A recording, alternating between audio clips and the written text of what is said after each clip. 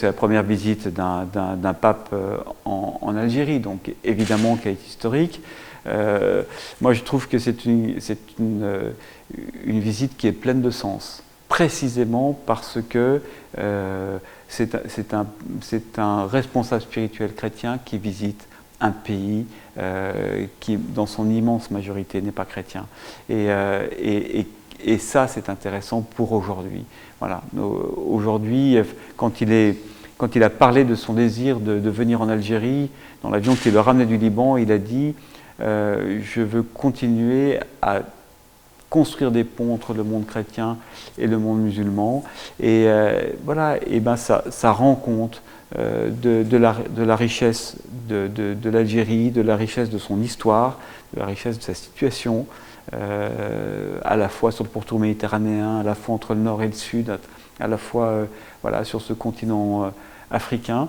C'est évidemment la terre de Saint-Augustin, donc ça aussi replace d'une certaine manière, ça redonne une profondeur à la grande histoire de l'Algérie d'aujourd'hui. Le pape Léon, lorsqu'il n'était pas encore pape évidemment, et même pas cardinal, est venu à 2 reprises en Algérie. Il connaît l'Algérie, un peu, il connaît les sites de Saint-Augustin, mais là il revient, c'est un homme différent qui revient dans une position différente.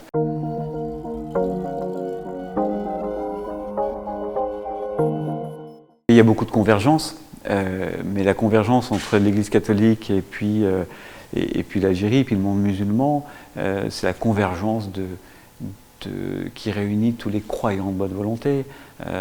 Voilà, on a un seul et même Dieu, on a une humanité qui est sacrée, et tous les croyants normalement devraient se retrouver dans le respect, la défense de cette humanité. Et toutes les violences et toutes les guerres sont des atteintes à cette humanité. Le pape Léon est un homme de paix.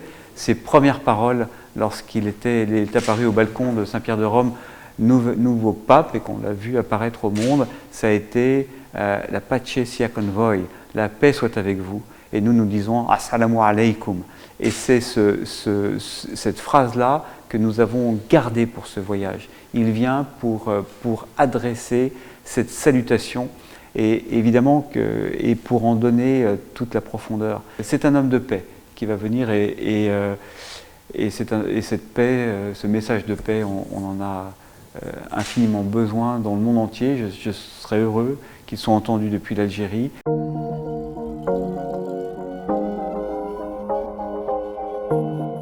Je pense que tous les pays, tous les hommes de bonne volonté, quelle que soit leur religion, voilà, sont appelés à lutter contre ces discours de haine et de violence qui sont en fait des discours de peur, des discours de fragilité. Quand on est sûr de son identité, on n'est pas dans les discours de haine et de violence. La différence religieuse qui est présente ici, dans ce pays, et qui est assumée, eh bien, elle permet simplement de s'enrichir, si elle est vécue dans le respect de la foi, de la tradition et de la religion de l'autre. Voilà.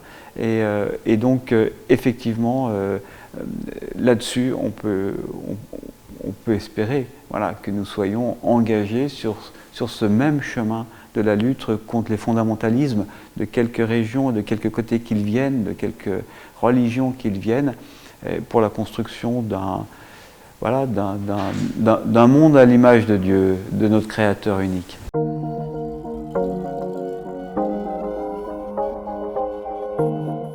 L'Algérie et tout le continent africain a subi, voilà, la violence, l'injustice et le crime colonial. Voilà. C'est vrai, ça a laissé des traces dans tous ces pays, ça a laissé des traces en Algérie, mais aussi voilà, pas simplement à Reagan ou ailleurs, mais aussi dans le cœur. Il y a une blessure, parce qu'il y a une humiliation. Et cette humiliation, on n'en vient pas à bout comme ça. Il a manqué des paroles de vérité sur cette période. Et étant moi-même et français et algérien, je le vois différemment depuis 20 ans que je vis en Algérie. Et je vois bien qu'il y a, voilà, que ces paroles ont manqué. Je rêverais, évidemment, que des paroles puissent être dites, simplement voilà, de reconnaissance d'une souffrance subie, et pour qu'enfin il soit possible de tourner la page de cette histoire-là. J'en rêve, voilà, j'en rêve, je fais partie voilà, je le demande, et je le demande au Saint-Père, je le demande au Pape, comme je l'ai demandé à toutes les autorités qui sont en capacité de le faire.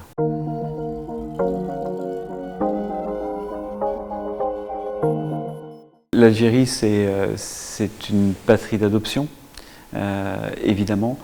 Pour moi, l'Algérie, c'est tout un réseau d'amitié, c'est donc tout mon réseau d'amitié d'adultes de ces plus de 20 dernières années. Donc c'est beaucoup d'amitié. Donc